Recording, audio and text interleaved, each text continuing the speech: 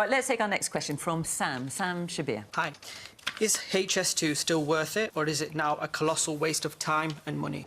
What do you think, Sam? If rumours are to be believed, because it is still a rumour, but I'm a believer in no smoke without fire, without it not coming to Manchester, I think, first of all, as a northerner, I'm a little bit insulted, and I think it's a bit of a disgrace. And secondly, if that is the case, then yes, I do think it has been a waste of time and money. I look around and people are struggling to heat their homes, people are struggling with all the, food banks are record high levels. Could that money have not been used in other areas of society today where we're seeing a lot of poverty and things like that? So that's my view on it. So come on, Mark, put Sam and many others out there misery. Are you going to build HS2 or not? So we are building HS2. HS2 is being built as we speak. There are diggers. Yes, but are you going to build it to Manchester and beyond? Yes, we heard the Prime Minister say that, I think about 30 odd times. The big problem about this, because again, we come into the same issue every single stream, every single segment. It's always the same thing. Why do we not build anything in this country? How can we not build a single thing in this country? Why does nothing ever get built? HS2 is a perfect example of something just not getting built because NIMBYs in this country literally ruin everything. So the reason why it's massively over budget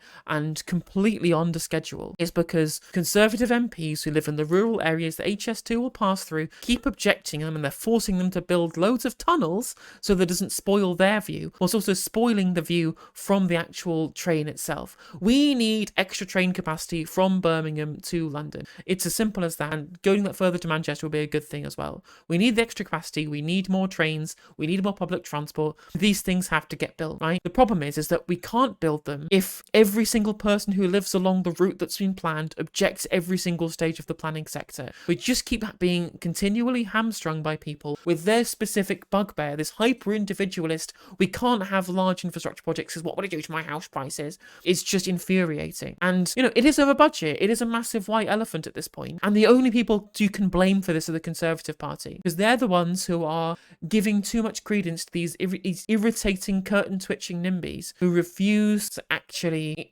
for the greater good of the nation, allow things to get built that might slightly impact their house value or slightly impact the view that they have from the house. It's neurotic. It's absolutely neurotic. I think they've poured so much money at this point, you probably have to continue, at least to Birmingham, but I think it should go to Manchester as well. But if they want it to continue properly, they need to tell all the people in these constituencies themselves, quite frankly, you'll have a train and you'll like it. I'm fully Xi Jinping pilled on infrastructure. No democratic mandate anymore. You've had your fun with the democracy. This morning, on his regional news So it is being built. So, yes, but you know what the question is. Is it going to be built to Manchester and beyond? So let's be serious. I mean, as you indicated, it's a huge amount of money. Any government worth its salt will, of course, continue to review these decisions and make sure that that is a good use of taxpayers' money. And that is what is happening at the moment. The Chancellor Exchequer is reviewing whether or not HS2 continues to be good value for money. And I think any credible government would continue. In the light of what's happened since the decision was made to build HS2, i.e. a global pandemic and a war in Ukraine, and the impact that's had on people's costs are going up well up before then, as you know. But in France, they have something called the Project of High Public Interest, blocks NIMBY interference. We need the same thing for public works projects, specifically schools, hospitals, transport and energy. These things, they have to get built, right? In the words of a very famous Douglas Adams character, it's a bypass. You've got to build bypasses. And quite frankly, the Arthur Dents of this world need to have their houses ploughed through at this point. I'm so sick not building anything. So there are, of course, those additional challenges. I do not care if it is not in keeping with the village's rustic aesthetic, which you've made reference to. So any government worth its salt surely should, on a regular basis, review that use of taxpayers' money or identify whether there is other things we can spend that cash on which would work better in northern communities. And I think we've been doing both. We've been investing in those northern communities and in those transport links across country as well. But the process that is happening is a review of whether it is still the right use of taxpayers' money. And I think that's what any credible government should do. Well, let's just have a little potted history of HS2 for those who are not familiar. I know you all are around here, because even though was not going to stop at Sale, it obviously was going to stop here. So let's have a look. This is what HS2 originally was going to look like. We're going to show you an image. Here we go. So there was the eastern leg, which goes up to Leeds. That got canned. Then phase 2, going up beyond Manchester, that's now being reviewed, which leaves us with Birmingham, well, not quite to London Euston, because that's been delayed. So now it's Birmingham to Old Oak Common, which is a suburb of West London. That's definitely happening. We are building that as we speak. As we sit here tonight, that's definitely there happening. are people working. It's just on the that bit line. that goes to Manchester and beyond that's in question. So that's what you're saying. That's being reviewed. It is being. But I think that's the credible thing to do. Okay, no, but I'm just checking where we are, because obviously it's changed quite a bit over the years and we need to keep up. Henry. So, for 13 years, the government has come and said to people at election time, trust us to build this railway, it's a really good idea. And now the Prime Minister turns around and says, actually, maybe we don't need to build this railway. And the question you've got to ask yourselves is, were they right before or were they right now? And my reflection would be, and I think Sam's question is a really good one, which is that not everyone in this audience is going to love HS2. And I don't expect everyone to agree with me, but all I need you to do is disagree with the Prime Minister more. So what came up on the screen, I might be able to put it back on, the Old Oak to Birmingham Railway, literally will be no use to anyone in this room. It will just get people from West London to the centre of Birmingham. No one in the north of England will get any use out of it whatsoever. And the really kind of negative bit about this is it will also mean that Northern Powerhouse Rail, to get from Liverpool across to the northeast to Leeds, well, there's a big hole in the mix, because from Manchester Airport to Manchester Piccadilly, there'll be a big gap where there was supposed to be a railway. And when the Prime Minister was challenged about that on your local radio station this morning, I was listening in, screaming at the radio, as I'm sure some other people were. He refused to commit to building a new line across the Pennine still and talked about potholes and buses. And I was with people in South Yorkshire yesterday on the radio saying they don't have any buses either, so I'm not sure what that's really about. And I think where it finishes, if you're a Prime Minister of a great nation, like Great Britain, surely you want to leave a legacy. If I was Prime Minister, I don't think I ever will be, but I would want to. And at the moment, it's going to be cancelling HS2 to anywhere where people really wanted it. It's very popular in cities like Manchester and Leeds. Cancelling Northern Powerhouse Rail, you won't be able to build it. No new hospitals, the ones that Boris promised haven't happened. And no rolling back on net zero. And it feels like anything that Boris Johnson touched, this Prime Minister wants rid of it, even though it's the stuff that actually this government was getting right. It just throwing... And was elected on. And was literally elected on. It was their manifesto that they promised to implement when they got elected in 2019, right? It's incredible. It's absolutely incredible. The democratic mandate of Boris Johnson is being absolutely torn up, and no one talks about it. No one talks about it. Even the hashtag Back Boris people don't talk about it on Twitter. Their job was to put that manifesto into practice, and they've abandoned all of it and actually trying to go into another complete opposite, different direction. It's pathetic. If you want to change from your mandate from the general election, call another one. Create a new mandate. It's as simple as that. All out in the street, like it's not worth anything. Just briefly, Henry, because you were there at the beginning of HS2 when Rishi Sunak was discussing it with Boris Johnson, and the impression you had at the time was Rishi Sunak was very keen on this idea. So Rishi was particularly really focused on the new line across the Pennines, Northern Powerhouse Rail, and he convinced Boris to make it a centrepiece of his domestic platform. Boris came and stood in front of Stephenson's rocket in Manchester and said, I will build this. And that's why this morning I was so upset, to be honest, because the point of it is that if you were going to take away HS2, then you would think, oh, well, there'll be something significant in place of it. But I don't think that'll happen either. I think what the government has decided is that actually they're not really interested in economic growth, because up here we earn £8,000 a year less than people in the south of England. Are you saying and that's because we're disconnected from each other. Are you saying you'd build it no matter the cost? I mean, I don't think we could do that. You can't do it no matter the cost, and no one is saying that. But what I would say is that's this the government position. That's literally the government position to look at value for money for the taxpayer. But my response would be, Mark, that you have over-engineered it with tunnels that meant that Tory voters in the south wouldn't dislike it. You have not... Thank you, finally. And this is why we get regional inequality, because these people pander to their base rather than actually doing things that people need and want, which is, of course, trains. We need more trains. We need Northern Powerhouse Rail. We need both of these things. Been able, and you've delayed it in the last year and added £500 million to the cost. So I think we can come up with a credible plan to make it cheaper. That isn't the same as saying we're not going to take it to the same places. That's a completely different argument. Lots of hands up. I want to hear from somebody. Woman there with the glasses. Yeah, just to kind of echo Henry's point, when HS2 was first mooted, which was about 10 years ago, I remember going to the consultation in the middle of Manchester, and I think the point that I would like to make is that I think actually back then there wasn't this cost of living, there hadn't been a war in Ukraine, obviously. But I think the biggest insult is that even whether it gets built or not, the insult really is that Northerners weren't listened to. Yeah. The very people this was supposed to benefit, that wasn't built. Man of the back. True. I think if we'd started building from the north down to the south, we wouldn't be having this conversation, would we? There wouldn't be an issue. Okay. The woman there in the green jacket. Well, Yes. I think it was easy. It was easy for HS2 to work between London and Birmingham, and it's just too tricky and a political hot potato. But we feel abandoned, and it's not right. We need to be brought along with everybody else in this country, and we're also taxpayers here in Greater Manchester. It's our money too, which is going towards the building of HS2. Okay. Let me hear one more thing. Yes, so the woman in the blue top there. Has there ever been a proper consultation in the government where they actually said, listen, we're going to do Manchester to Birmingham, Manchester to Leeds, Manchester to York, rather than all this hoo-ha about London upwards? Why about not Manchester downwards? Has there ever been anybody consultation in the government that considered... Even when they're building projects that are ostensibly there to benefit people in the north, it's still focused on London, right? London is still the focus, even though it's supposed to be for people in the north. They still find a way to make it about London at the end of the day, every single time. The taxpayers' money or anything like that? Which is the point the other man was making. If you started from the north downwards, perhaps you might be in a different situation. So Lisa, where's Labour on this? Because I'm confused. So you've got two shadow... You and me both. Ministers, one saying, this is last week, one saying on one day, we will build HS2 in full and we will build Northern Powerhouse Rail in full. The very next day, yet another shadow cabinet minister saying we need to see the full cost before we come to a decision. So which is it? You're going to build it, you're not going to build it? Yeah, we want to see HS2 built. We've been consistent about that over a long period of time. The reason I want to see it built is not because it's quicker. Just to be clear, that's Labour policy. Yeah, when you got the shadow chief secretary of Treasury saying we're going to see the full... Oh my God, they're going to do it again. They're going to do it again. They're going to have a person on a question time panel where they know they're going to get asked a question about something and they're not going to know the policy. Is Lisa Nandy also going to say she thinks she knows what the policy is? Is this the world we're living in, chat? So, okay, if it's all right. I mean, I will answer the question. I always answer the question on the show, which sometimes gets me into trouble, but I will answer the question.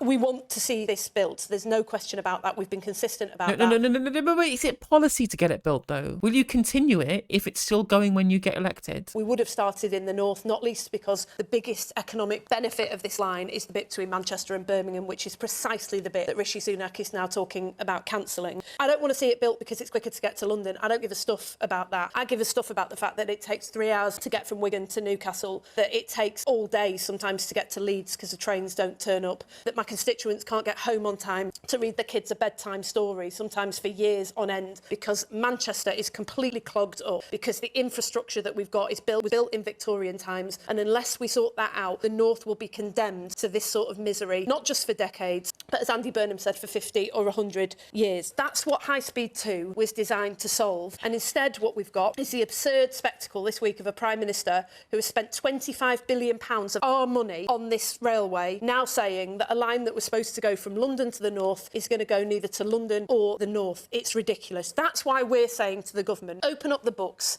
and tell us what the actual hole is that you've blown in the finances. Because there's a suggestion it could cost up to 100 billion. And this is the point, we don't... She hasn't answered the question. I mean, she's making loads of good points, right? She's doing the Tony Blair thing where you take the question and you answer it in the way you want to answer it, not in the way that people wanted you to answer it, which is a pretty good rhetorical trick to use. I mean, she's making loads of good points, right? We do have crumbling infrastructure in this country because of lack of investment. This is all down to austerity. It's obviously been hit hardest in the north, which have had very few upgrades, whereas the London transport infrastructure has continually been upgraded throughout this time, right? These are all good points. Now, none of these points are the answer to, will you build HS2 if you win the election? No, the last projected costs of this that were published were done in 2019. Since then, Liz Truss crashed the economy and sent costs soaring through the roof. We've had a That's a bingo, chat. global inflation crisis as well. And we've also had a Prime Minister in Rishi Sunak who's dithered and delayed, and those delays alone are projected to cost about 300 million. Call him an action man, Lisa. It's all the rage to call him that now, apparently. Extra on the project. We want to know what the hole is in the budget. We want to know so we can fix it. We're committed to bringing our railways back in-house. Hang on a sec, but it doesn't sound like... But hang on, it doesn't sound like you're committed. Not you personally, I'm saying. But if you've got the Shadow Chief Secretary to Treasury saying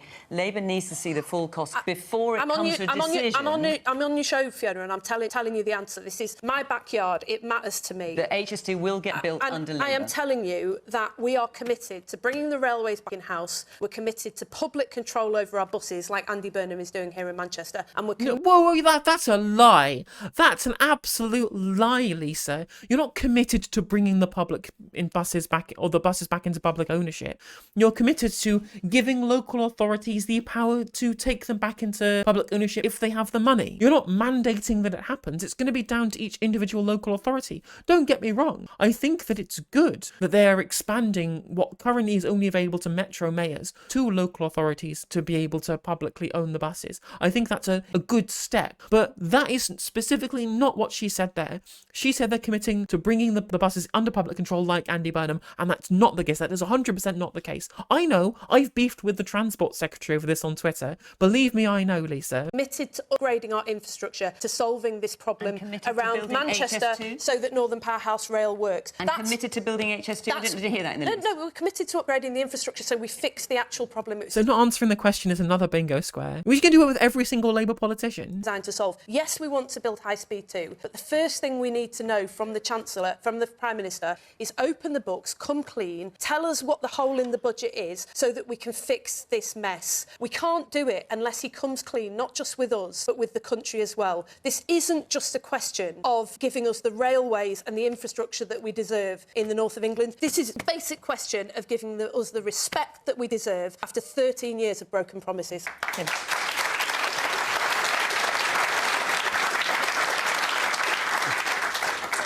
I've never learnt to drive, so the way I get around the country is on public transport. And if you've seen me ride a bicycle, you'd be very glad I'd never learnt to drive. But when I'm in Salisbury, where I live, and travel up to London, the trains run pretty much on time most of the time. They're air-conditioned, the seats are pretty comfortable. And as I travel further north, it's almost like going from colour to black and white in terms of, you know, the service. The trains get less reliable, the buses are older, there's no aircon in the heat of the summer, the platforms are more crowded. There is something absolutely desperate about the inequality in the infrastructure between different parts of our country. And let's not just think of it as a north-south thing either. The people... Yeah, but what about all of those private company profits? I thought that was going to go reinvested back into the service. I thought that was the whole point of privatising all of our public transport in the 80s, Tim. I thought all of those profits were going to go back into reinvestment and we would get continually upgraded services. Why have all these natural monopolies taken that money and put it off to shareholders to go to banks in the Cayman Islands? That's a very weird situation that we're in, Tim. I can't believe that would happen. People often forgotten are people in the valleys of Wales or the rural area of Lincolnshire or, you know, the Highlands of Scotland or whatever. I understood why we wanted to build HS2. But at some point, and this is why I'm glad that I'm a pundit rather than a politician, we have to decide, OK, we've lost a lot of money. It's been a national disgrace. Fiona, I think you just mentioned the cost could go as high as 100 billion. I've seen estimates even higher. And I don't know what Henry would say, but, you know, we could be talking 120, 150 billion pounds. It's a brave politician that potentially cancels this project. But if we're talking about that kind of cost overrun, think what you could do with that money instead. You know, that sort of money, you could build hospitals, new hospitals in every part of the north. You could build 500,000 council homes and address, you know, rough sleeping and people living in bed and breakfast. You could refit every single... Council homes? The state building and owning houses, Tim? What are you advocating for house communism here? Conservative home, my arse. Single school. We have to realise that, yes, this has been a debacle, but are we really potentially willing to throw away another £100 billion when we have other pressing needs from broadband in rural areas to basic transport services? And so I'm glad I'm not Rishi Sunak on this occasion, but I think at least he's being honest that we need to face up and have a proper national debate about this. And I think probably the right judgment, in the interest of the North, the interest of the whole country, is that this white elephant of a project does actually now need to be scrapped. Okay.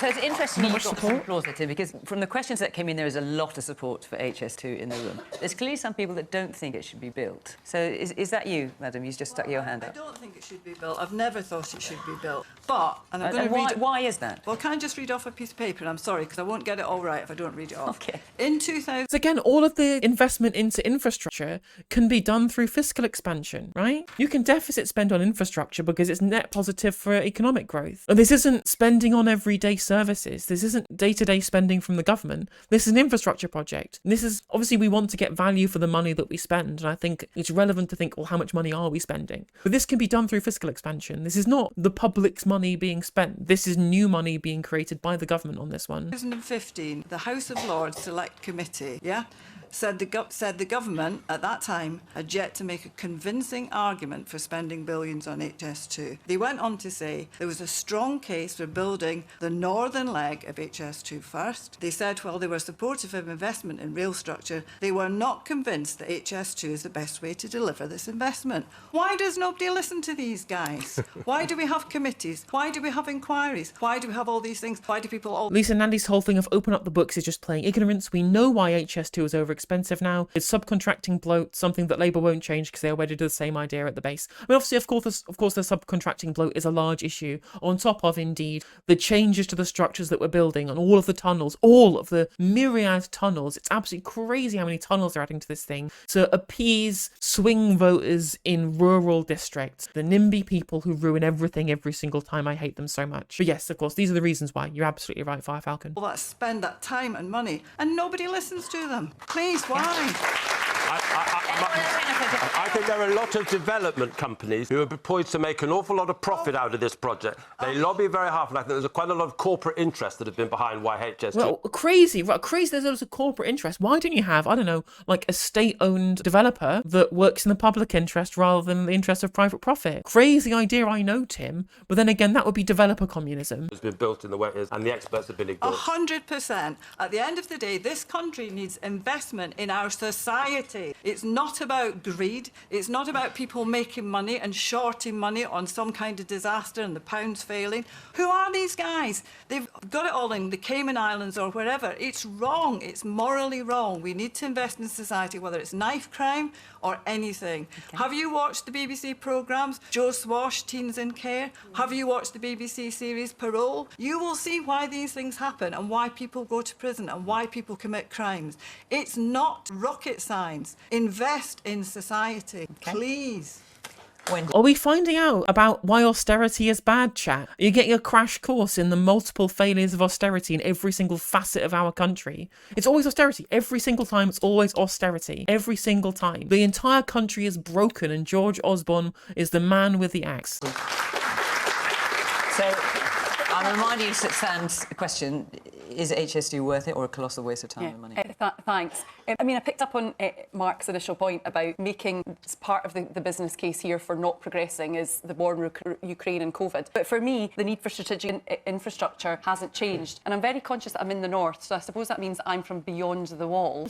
But when I say that, you know, there is a case from a UK perspective for HS2 and that connectivity. It took me as long to get from Scotland here this evening. If I'd been coming on the East Coast main line, I'd probably have been about Peterborough in the same amount of time. So, you know, the connectivity on the west is particularly bad. And I think we all know, despite the fact that Avanti's been re-awarded the contract, the west coast capacity is appalling. So I think I agree with all the comments there in relation to building the north legs first. But I think the other... But of course, one of your own MPs campaigned against HS2, as you know, in the Amersham and Cheshire by-election. She said HS2 is a big no. So it's not a consistent message. You're referencing Sarah Green in Cheshire and Amersham. I point out that Cheryl Gillan, who was the previous Conservative MP in Cheshire and Amersham, was also not supportive of the project because she was representing her constituents. But that of course, but you're talking for the Lib Dems tonight, and I'm just wondering if you're all singing from the same hymn sheet, because you've got your MP saying absolutely not, and you're saying no, we should definitely go ahead. But she's because of course the Lib Dems have no consistent position because they're political opportunists with no belief and no ideology. They just campaign on whatever issues they think will let them win. They are political charlatans of the highest order, and I despise them.